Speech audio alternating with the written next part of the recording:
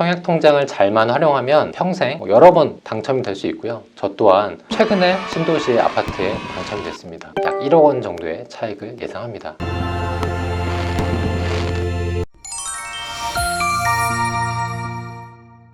안녕하세요. 분양권 당첨이 제일 쉬운 남자 베니아입니다. 반갑습니다.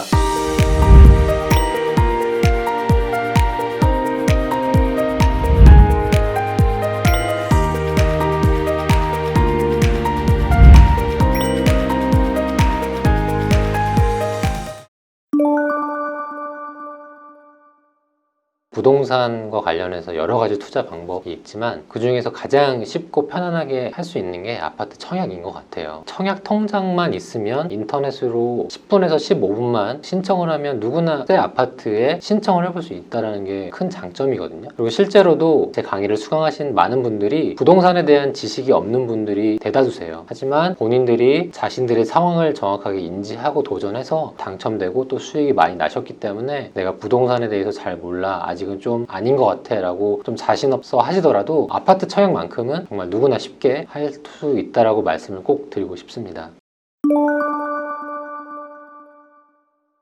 청약은 말 그대로 계약을 신청하다, 아파트 청약 계약을 신청하다 라고 해서 청약이라고 이해하시면 되고, 청약 통장은 그런 아파트 청약을 신청할 수 있는 통장을 의미합니다. 청약 통장을 통해서 아파트를 당첨이 되시면 그때 여러분들이 가지게 되시는 걸 분양권이라고 합니다. 청약 통장은 많은 분들이 평생에 단 한 번만 쓸 수 있는 거 아니냐라고 얘기를 하시는데 그렇지 않습니다. 쉽게 말해서 영화 티켓 같은 거라고 생각하시면 돼요. 우리가 청약을 할 때 일정 금액의 예치금 들어가 있어야 되고, 아파트 당첨이 되면 효력이 상실하는 겁니다. 그리고 나서 우리가 일정 기간 가입 후에 청약 예치금을 넣으면 또 그 통장을 가지고 아파트 청약에 당첨될 수 있는 거예요. 청약 통장을 잘만 활용하면 평생 여러 번 당첨이 될 수 있고요. 저 또한 최근에 신도시의 아파트에 당첨이 됐습니다. 제가 생각하는 그 아파트의 프리미엄은 약 1억 원 정도의 차익을 예상합니다.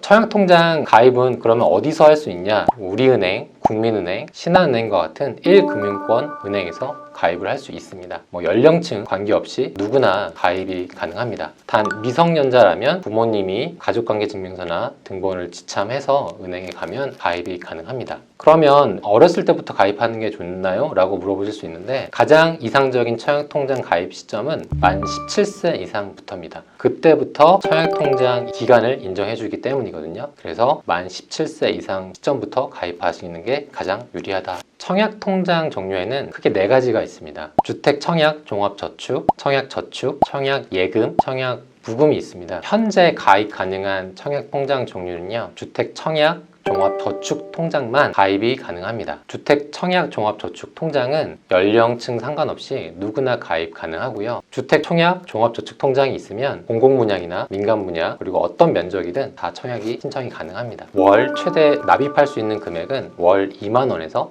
50만 원까지 가능합니다.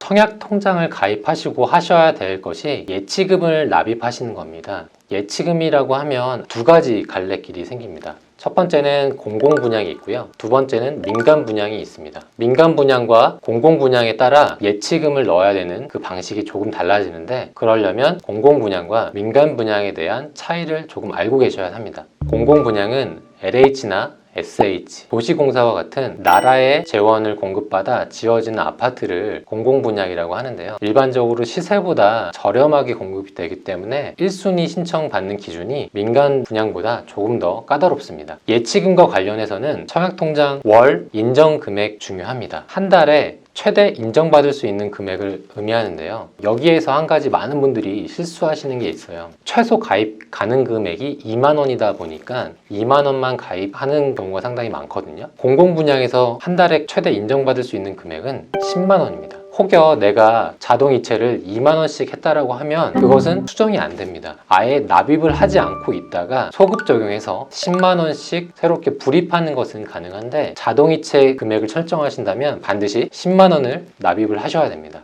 두 번째로 민간 분양이라는 것이 있습니다. 우리가 흔히 아는 레미안, 더샵, 힐스테이트, 민간 건설사가 사업 주체가 돼서 사업을 진행하는 것을 의미합니다. 그 민간 분양에서의 예치금 기준은 지금 화면에서 예치금표를 보실 수 있을 텐데요. 주택 청약 종합 저축은 입주자 모집 공고일까지 예치금이 반드시 납입되어 있어야 합니다. 단 청약, 저축, 예금, 부금 통장은 입주자 모집 공고일 이전까지니까 이 점을 참고하시길 바랄게요. 가장 안전한 것은 입주자 모집 공고일이 정확하게 언제 나올지 모르기 때문에 미리미리 예치금을 맞춰놓는 것이 가장 좋습니다. 제가 예를 들어서 설명드릴게요. 제가 서울에 살고 있고 인천의 85 이하의 아파트에 청약을 하고 싶은 거예요. 그럴 때는 내 청약 통장에 300만 원이 들어가 있으면 됩니다. 내가 청약하고자 하는 지역이 아니라 내가 살고 있는 지역의 예치금 기준을 따르기 때문에 이 표를 반드시 잘 기억해 놓으시고 나의 지역 그리고 내가 원하는 평형대에 맞게 예치금을 미리 납입해 두시길 바라겠습니다.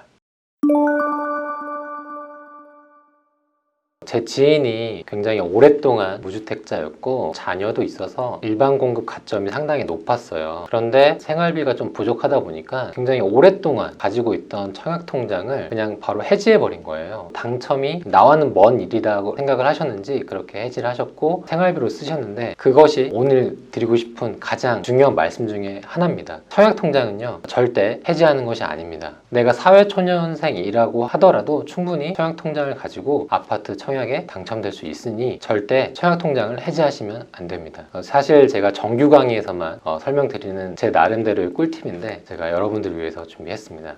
저는 주로 민간 분양을 위주로 청약을 하는데 일단 아파트 청약에 당첨이 되면 계약서를 받아들고 은행에 바로 가서 청약통장을 제가 직접 해지합니다. 그 다음에 새롭게 가입을 하면서 한 10만 원 정도 청약통장에 넣어놓습니다. 그러고 나서 1년 또는 2년이 지나면 제가 청약 신청을 할 수 있는 1순위 자격 조건이 생기는데요. 청약을 하려면 제가 앞서 말씀드린 것처럼 예치금이 필요하죠. 그러면 제가 부족한 예치금을 1년 또는 2년 되는 시점에 불입을 하는 겁니다. 불입이라고 하면 인터넷 뱅킹으로 그 제 청약통장 계좌에 납입을 하는 것인데요. 그렇게 납입을 하면 제가 1순위 자격 조건이 생기는 것이고요. 저는 일반적으로 1,000만 원을 이체를 합니다. 그리고 나서 그 1,000만 원을 가지고 예금담보대출을 받습니다. 예금담보대출이라고 하면 그 청약통장에 들어가 있는 1,000만 원을 가지고 다시 담보대출을 해주는 거예요. 그래서 저는 실제로 3%의 금리로 100% 그러니까 1,000만 원을 넣고 다시 1,000만 원을 되돌려 받았죠. 그러니까 제 돈은 하나도 들어가지 않은 거예요. 이자만 일부 내고요. 모든 평형에 지원도 할 수 있고 한 달에 내는 금리도 적기 때문에 저는 보통 이렇게 세팅을 많이 하는 편입니다. 만약 내가 돈이 급하다, 목돈이 필요하다라고 하면 청약통장을 절대 해지하지 마시고 이런 식으로 예금담보대출을 받기를 바라겠습니다. 특별한 건 없는데 아무래도 청약 가점에 있어서 부양가족이 5점씩 늘어나기 때문에 자녀 계획을 좀 더 세우신다든지 자녀가 늘어나면 다자녀는 신혼부부 특별공급 또 다자녀 특별공급도 쓸 수 있으니까 당첨되기 굉장히 유리하죠. 자녀 계획을 세워보세요.